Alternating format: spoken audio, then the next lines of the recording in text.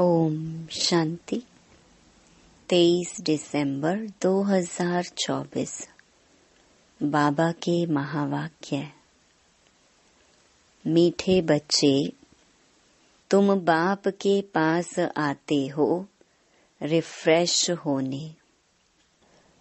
बाप के मिलने से भक्ति मार्ग की सब थकान दूर हो जाती है।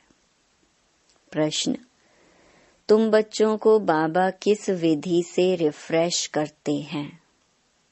उत्तर: पहला, बाबा ज्ञान सुना सुना कर तुम्हें रिफ्रेश कर देते हैं। दूसरा, याद से भी तुम बच्चे रिफ्रेश हो जाते हो। वास्तव में सतयुग है सच्ची विश्रामपुरी। वहाँ कोई अप्राप्त वस्तु नहीं, जिसको प्राप्त करने के लिए परिश्रम करना पड़े। तीसरा, शिव बाबा की गोद में आते ही तुम बच्चों को विश्राम मिल जाता है। सारी थकान दूर हो जाती है। ओम शांति। बाप बैठ समझाते हैं, साथ में यह दादा भी समझते हैं, क्योंकि बाप इन दादा द्वारा बैठ समझाते हैं। जैसे तुम समझते हो वैसे यह दादा भी समझते हैं। दादा को भगवान नहीं कहा जाता, यह है भगवानुवाच। बाप क्या समझाते हैं?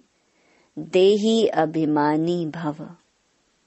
क्योंकि अपने को आत्मा समझने बिगर परमपिता परमात्मा को याद कर न सके। इस समय तो सभी आत्माएं पतित हैं। पतित को ही मनुष्य कहा जाता है। पावन को देवता कहा जाता है। यह बहुत सहज समझने और समझाने की बातें हैं। मनुष्य ही पुकारते हैं, हे पतितों को पावन बनाने वाले आओ। देवी देवताएं ऐसे कभी नहीं कहेंगे। पतित पावन बाप पतितों के बुलावे पर आते हैं। आत्माओं को पावन बनाकर फिर नई पावन दुनिया भी स्थापन करते हैं। आत्मा ही बाप को पुकारती है, शरीर तो नहीं पुकारेगा। पारलौकिक बाप जो सदा पावन है, उसे ही सब याद करते हैं। यह है पुरानी दुनिया। बाप नई पावन दुनिया बनाते हैं। कई तो ऐसे भी हैं जो कहते हैं, हमको तो यहाँ ही अपार सुख है, धन माल बहुत है। वह समझते हैं हमारे लिए स्वर्ग यही है। वह तुम्हारी बात कैसे मानेंगे? कलयुगी दुनिया को स्वर्ग समझना यह भी बेसमझी है। कितनी जर्जरी भूत अवस्था हो गई है, तो भी मनुष्य कहते हैं हम तो स्वर्ग में बैठे हैं। बच्चे नहीं समझाते हैं तो बाप कहेंगे ना, तुम क्या पत्थर बुद्धि हो, दूसरे को नहीं समझा सकते हो। जब खुद पारस बुद्धि बने तब तो दूसरों को भी बनावे। पुरुषार्थ अच्छा करना चाहिए, इसमें लज्जा की बात नहीं। परंतु मनुष्यों की बुद्धि में आधा कल्प की जो उल्टी मतें भरी हुई हैं, वह कोई जल्दी भूलते नहीं। जब तक बाप को यथार्थ रीति नहीं पहचाना है, तब तक वह ताकत आ नहीं सकती। बाप कहते हैं, इन वेदों शास्त्रों आदि से मनुष्य कुछ भी सुधरते नहीं हैं। दिन प्रतिदिन और ही बिगड़ते आए हैं। सतो प्रधान से तमो प्रधान ही बने हैं। यह किसकी भी बुद्धि में नहीं है कि हम ही सतो प्रधान देवी देवता थे। कैसे नीचे गिरे हैं, किसको जरा भी पता नहीं है। और फिर 84 जन्म के बदले 84 लाख जन्म कह दिया है, तो फिर पता भी कैसे पड़े। बाप बिगर ज्ञान की रोशनी देने वाला कोई नहीं। सभी एक दो के पिछाड़ी दर दर धक्के खाते रहते हैं। नीचे गिरते गिरते पट पड़ गए हैं। सब ताकत खत्म हो गई है। बुद्धि में भी ताकत नहीं जो बाप को यथार्थ जान सके। बाप ही आकर सबकी बुद्धि का ताला खोलते हैं, तो कितने रिफ्रेश होते हैं। बाप के पास बच्चे रिफ्रेश होने आते हैं, घर में विश्राम मिलता है ना। बाप के मिलने से भक्ति मार्ग की सब थकान ही दूर हो जाती है। सतयुग को भी विश्रामपुरी कहा जाता है। वहाँ तुम्हें कितना विश्राम मिलता है। कोई अप्राप्त वस्तु नहीं जिसके लिए परिश्रम करना पड़े। यहाँ रिफ्रेश बाप भी करते हैं तो यह दादा भी करते हैं। शिव बाबा की गोद में आते कितना विश्राम मिलता है। विश्राम माना ही शांत। मनुष्य भी थककर विश्रामी हो जाते हैं। कोई कहाँ विश्राम के लिए जाते हैं ना। लेकिन उस विश्राम में रिफ्रेशमेंट नहीं। यहाँ तो बाप तुम्हें कितना ज्ञान सुनाकर रिफ्रेश करते हैं। बाप की याद से भी कितने रिफ्रेश होते और तमो प्रधान से सतो प्रधान भी बनते जाते हो। सतो प्रधान बनने के लिए यहाँ बाप के पास आते हो। बाप कहते हैं, मीठे मीठे बच्चों, बाप को याद करो।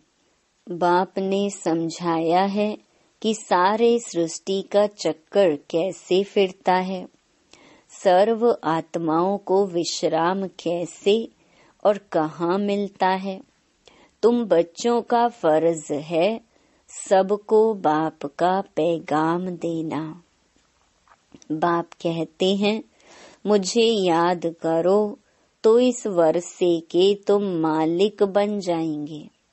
बाप इस संगम युग पर नई स्वर्ग की दुनिया रचते हैं, जहाँ तुम जाकर मालिक बनते हो।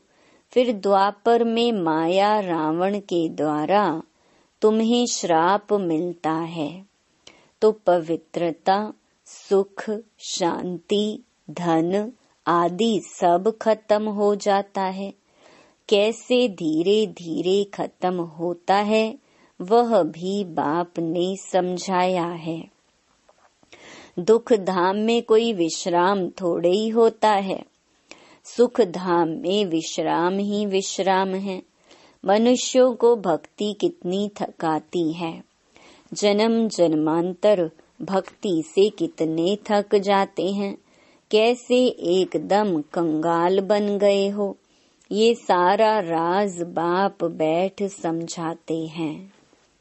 नए नए आते हैं तो उन्हें कितना समझाना होता है। हर एक बात पर मनुष्य कितना सोचते हैं। समझते हैं कहाँ जादू ना हो। अरे तुम ही कहते हो भगवान जादूगर है। तो बाप कहते हैं, हाँ मैं बरोबर जादूगर हूँ, परंतु वह जादू नहीं जिससे मनुष्य भेड़ बकरी बन जाए। यह बुद्धि से समझा जाता है।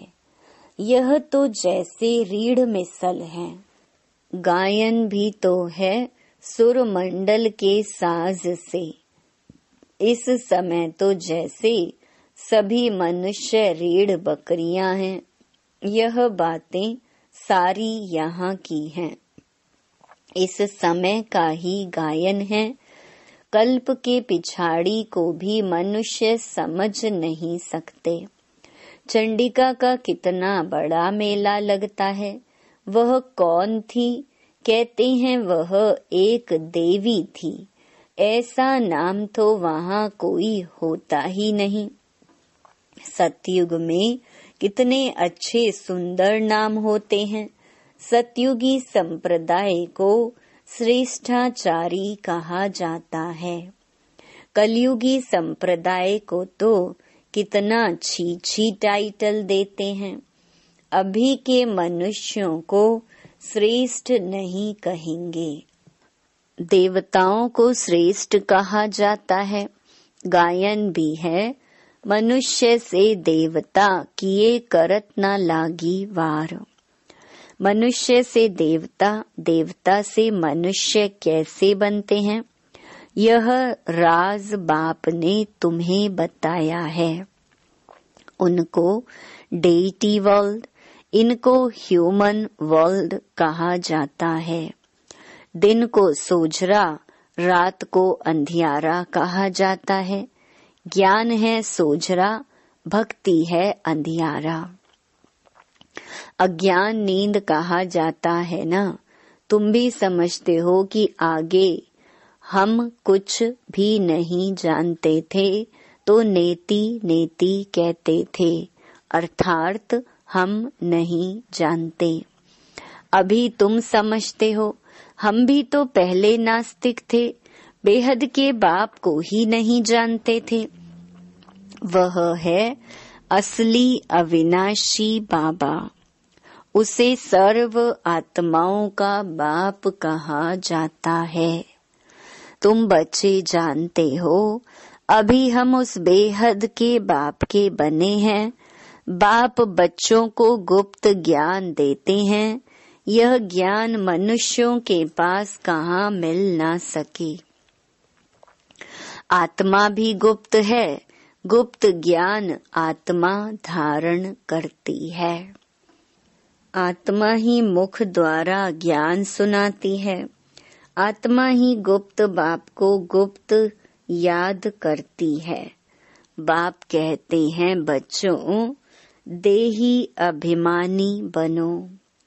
देह अभिमान से आत्मा की ताकत खत्म होती है। आत्म अभिमानी बनने से आत्मा में ताकत जमा होती है। बाप कहते हैं, ड्रामा के राज को अच्छी रीति समझकर चलना है। इस अविनाशी ड्रामा के राज को जो ठीक रीति जानते हैं, वह सदा हर्षित रहते हैं। इस समय मनुष्य ऊपर जाने की कितनी कोशिश करते हैं। समझते हैं ऊपर में दुनिया है। शास्त्रों में सुन रखा है ऊपर में दुनिया है, तो वहाँ जाकर देखें। वहाँ दुनिया बसाने की कोशिश करते हैं। दुनिया तो बहुत बसाई है ना। भारत में सिर्फ एक ही आदि सनातन देवी देवता धर्म था और कोई खंड आदि नहीं था। फिर कितना बसाया है। तुम विचार करो, भारत के कितने थोड़े टुकड़े में देवताएं होते हैं। जमुना के किनारे पर ही परिस्तान था, जहाँ यह लक्ष्मी नारायण राज्य करते थे। कितनी सुंदर शोभायमान सतो प्रधान दुनिया थी। नेचुरल ब्यूटी थी। आत्मा में ही सारा चमत्कार रहता है। बच्चों को दिखाया था श्री कृष्ण का जन्म कैसे होता है। सारे कमरे में जैसे रोशनी हो जाती है तो बाप बैठकर बच्चों को समझाते हैं, अभी तुम परिस्तान में जाने के लिए पुरुषार्थ कर रहे हो, बाकी ऐसे नहीं तालाब में डुबकी लगाने से परियां बन जाएंगे। यह सभी झूठे नाम रख दिए हैं। लाखों वर्ष कह देने से बिल्कुल ही सब कुछ भूल गए हैं। अभी तुम अभूल बन रहे हो नंबरवार पुरुषार्थ अनुसार। विचार किया जाता है, इतनी छोटी सी आत्मा कितना बड़ा पार्ट शरीर से बजाती है। फिर शरीर से आत्मा निकल जाती है तो शरीर का देखो क्या हाल हो जाता है। आत्मा ही पार्ट बजाती है। कितनी बड़ी विचार की बात है। सारी दुनिया के एक्टर्स आत्माएं अपनी एक्ट अनुसार ही पार्ट बजाते हैं। कुछ भी फर्क नहीं पड़ सकता। हूबहू सारी एक्ट फिर से रिपीट हो रही है, इसमें संशय कर नहीं सकते। हर एक की बुद्धि में फर्क पड़ सकता है, क्योंकि आत्मा तो मन बुद्धि सहित है ना। बच्चों को मालूम है कि हमको स्कॉलरशिप लेनी है तो दिल अंदर खुशी होती है। यहाँ भी अंदर आने से ही एम ऑब्जेक्ट सामने देखते हैं तो खुशी तो जरूर होगी। अभी तुम जानते हो हम यह देवी देवता बनने के लिए यहाँ पढ़ते हैं। ऐसा कोई स्कूल नहीं जहाँ दूसरे